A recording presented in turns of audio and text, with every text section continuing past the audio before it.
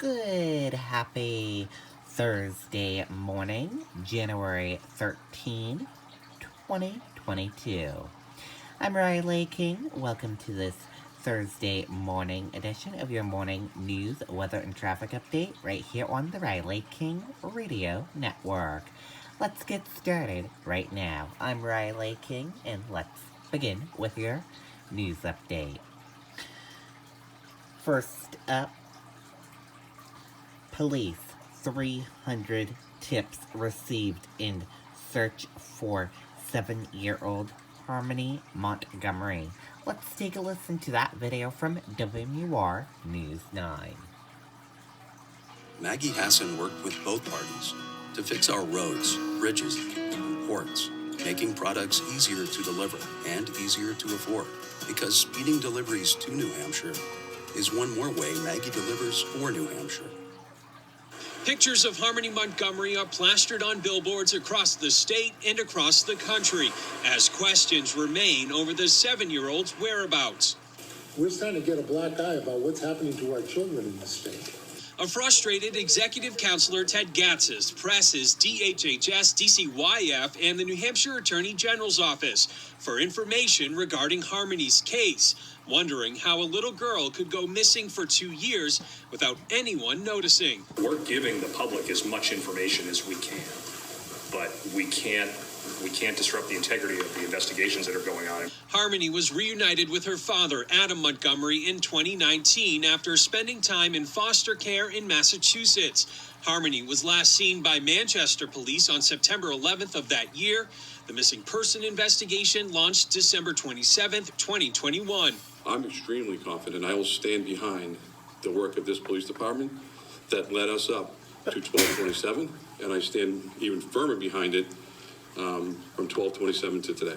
As the search continues for Harmony, police are hoping an increased reward of more than $100,000 will incentivize someone to say something.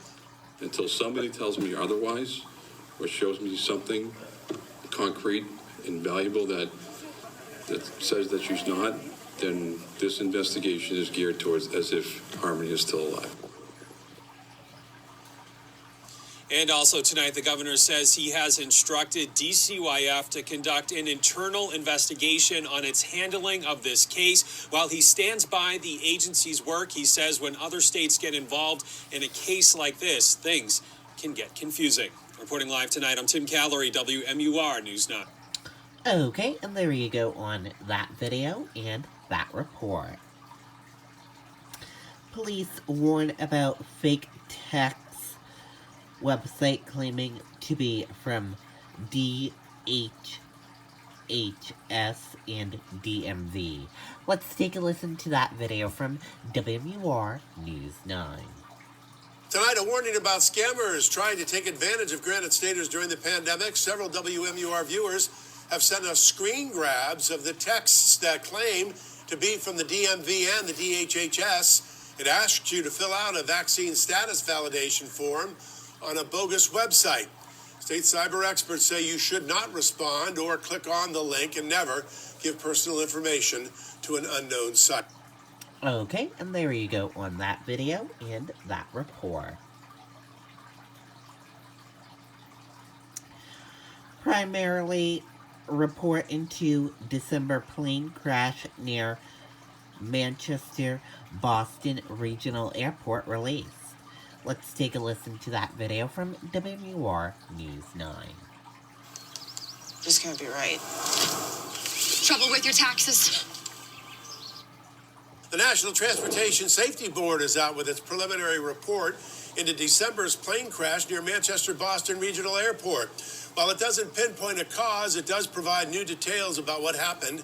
At 11:30 that night, the pilot of the Swearingen SA-266 was on approach to the airport when he reported an engine failure. Just 9 seconds later, radio and radar contact were lost. Both of the plane's engines and propellers were recovered from the banks of the Merrimack River and taken for examination. 23-year-old Manny Volkalakis of Michigan died in that crash. A final report is still being worked on tonight. Okay, and there you go on that video and that report. charity hockey game planned to benefit organization that helped injured firefighter. Let's take a listen to that video from WMUR News 9. Manchester Fire Captain Steve DeRusso spent 3 weeks at Mass General Hospital recovering from his injuries. While he was there, the Boston Firefighters Burn Foundation stepped up to help him and his family. Back in November, Manchester Fire Captain Steve DeRusso suffered second and third degree burns to nearly 40% of his body while attempting to rescue people from this deadly apartment fire. While recovering at Mass General Hospital, the Boston Firefighters Burn Foundation was there. They even paid the 3-week hotel tab for DeRusso's wife. They took care of my wife and my kids. They allowed me to focus on healing, and they were there throughout, and they still are. On Wednesday, Manchester Fire showed off some new gear, the hockey sweaters they will wear in a fundraising game against Boston Fire on Saturday night. The proceeds go back to the Boston Firefighters Burn Foundation. To have the guys from our department step up, organize, and offer to play in the game and raise all kinds of money for the charity is great. We've had charity games before and for different causes, and now it's a cause to help our own and to really show what the brotherhood's like. A brotherhood that reaches beyond the Granite State. Because we understand that, they're helping Steve now, but there's going to be someone else that's going to need help down the road. DeRusso, who is still recovering, will act as a coach for Saturday's game. His son, Jack, who is a prep hockey player in Massachusetts, will fill the roster spot. Hopefully he has good games. I won't ride him too hard. Captain DeRusso will be back in Boston for a 4th medical procedure in a couple of weeks, but doctors are optimistic that he will make a full recovery. In Manchester, Jason King, WMUR News 9. Okay, and there you go on that video and that report. And that is a look at your morning news update. Now let's take a look at your weather update. We can tell you that right now the weather is cloudy and 23 degrees. And you can expect dry conditions for the next 6 hours. With a full weather forecast, let's go to meteorologist Mike Haddad. So, you need a new roof, but you have so many questions. Should I get a metal roof or asphalt shingles? Are the materials... Thank you very much for joining us. Stormwatch 9 Weather on the Web. We lead off with our weather to watch in the coming days. We've got more Arctic cold, but thankfully not in the next, say, 36 to 48 hours. It really arrives late Friday night into Sunday morning. But sub-zero wind chills take over Friday evening, and we'll see the lowest wind chills Saturday morning before they ease a little bit late day into Saturday night, but that's only due to the winds relaxing a little bit. Bitterly cold air to kick off the weekend. By Sunday, sunshine, but then the next storm approaches with snow to start Sunday night, probably after midnight or 1 or 2 a.m. And then by early on Monday, we'll start to see some milder air trying to creep in at least at middle levels, maybe even near the surface, and that could result in a mix-over with some snow changing to some sleet or freezing rain. Short term, a lot of clouds tonight, teens and 20s by morning. Best flurry chance north, could be a dusting to an inch, Great Northwoods and the northern part of the White Mountains. Quite a few clouds tomorrow, but some breaks here or there, so partial sun not out of the question, and temperatures turning a bit warmer. Friday, 20 far north, low 30 south, and then notice the wind chill later on Friday.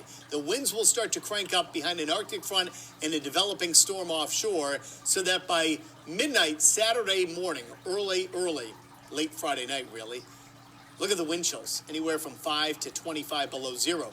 By early Saturday morning, even around the midday hour, 15 to as much as 40 below. Dangerous wind chills. We will see at least a wind chill advisory, if not a wind chill warning for some, for late Friday night through Saturday evening.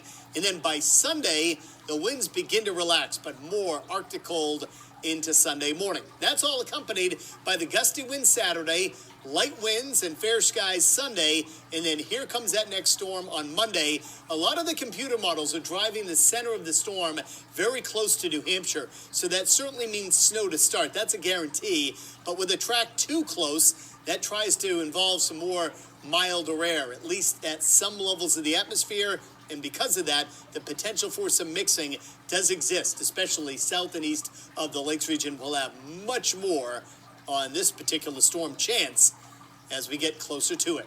In the short term, though, we've got 3 big weather days to track in terms of impact and even alert type weather. What is alert? Well, we throw the red icon and the red box up there whenever we've got some dangerous conditions, and that'll be when you factor in the wind and the cold.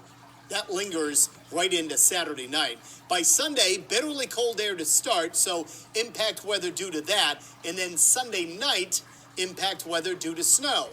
More impact weather on Monday, snow possibly heavy for a time, could go over to some sleet and freezing rain for some, maybe rain at the coast, just way too early with a storm track 5 days out, and then windy, chilly with some flakes up north on Tuesday.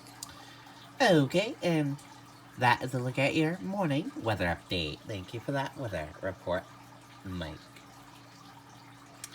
And now let's take a look at your morning traffic update.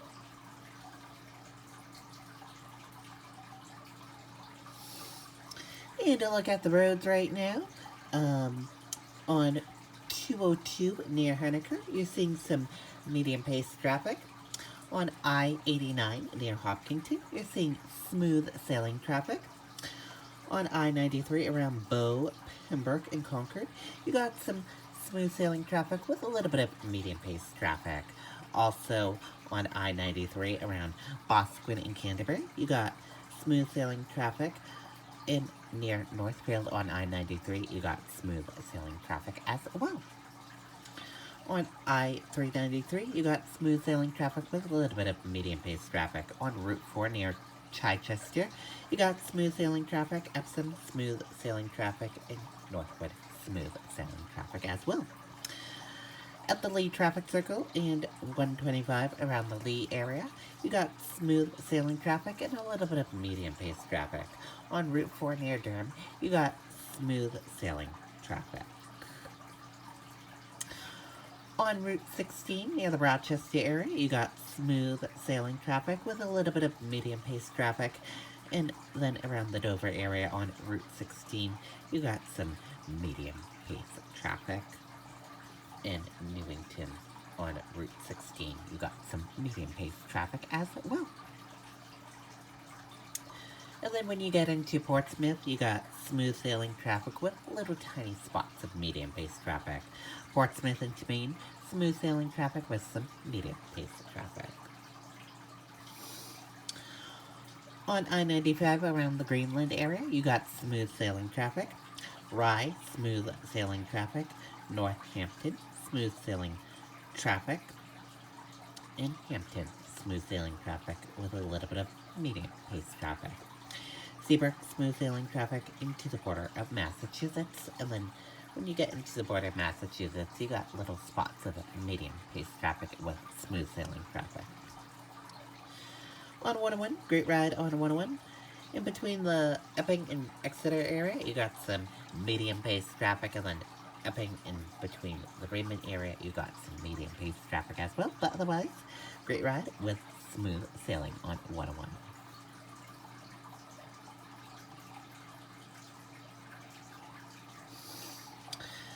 On I-93 and I-293 around the Hooksett and Manchester area, you got smooth sailing traffic with little tiny spots of medium-paced traffic.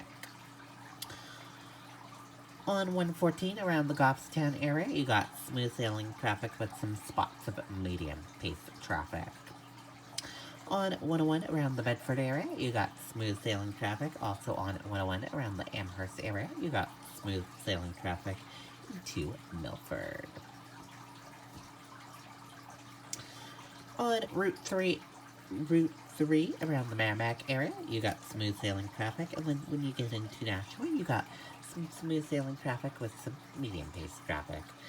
And then 101A between Nashua and Milford, you got smooth sailing traffic with a little tiny spot of medium-paced traffic. And in Milford area, you got smooth sailing traffic there. And that is a look at your morning traffic update right here on the Riley King Radio Network. And that does it for your morning news, weather, and traffic update. Thank you for tuning in and listening to this morning news, weather, and traffic update right here on the Riley King Radio Network. Have a great rest of your day and see you back here later on today for another news, weather, and traffic update on the Riley King Radio Network. Goodbye, everyone.